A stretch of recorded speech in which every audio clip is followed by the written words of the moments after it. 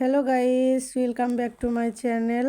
তোমরা সবাই কেমন আছো? আলহামদুলিল্লাহ, আমি অনেক ভালো আছি। চলে আসলাম পোলাও রেসিপি নিয়ে। আমি একটা কড়াইয়ের মধ্যে তেল দিয়ে দিয়েছি, তেলটা গরম হয়ে গিয়েছে। এখন আস্তে আস্তে ভিজিয়ে রাখা চাউল ঝরিয়ে রেখে দিয়েছিলাম, সেই চাউলগুলো আস্তে আস্তে গরম তেলের মধ্যে দিয়ে দিতেছি।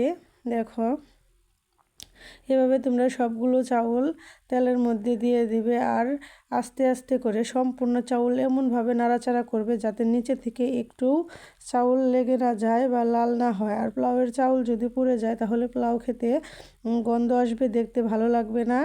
আমি পোলাওটা একদম সাদা করে করব, তাই এখানে আদা বাটা বা জিরার রস দিব না, সাদা করেই করব, সেই জন্য শুধু পেঁয়াজ দিয়ে দিব। আর আজকে আমি এখানে পেঁয়াজও দিইনি, পেঁয়াজটা উপরে ভেজে দিব, সেই জন্য দেওয়া হয়নি।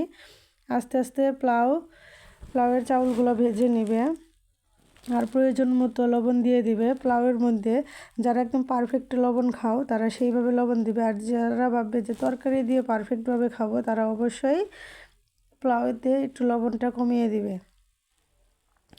দেখো, আস্তে আস্তে এইভাবে এমনভাবে নাড়াচাড়া করবে কড়াইয়ের মধ্যে কোনো অংশে যাতে একটা চাউলও না লেগে থাকে। সম্পূর্ণ একটু একটু করে নেড়ে দিবে যাতে না লাগে।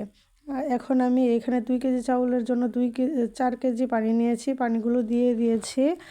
আমার পোলাও এখন আস্তে আস্তে সমান হয়ে উঠেছে। আমি এখন চুলার আঁচটা অনেকটা কমিয়ে দিব, আর চুলায় লাকড়ি দিব না, যে এরকম অবস্থাতে আছে ওই রকম অবস্থাতেই আমি একদম ঢেকে দিব।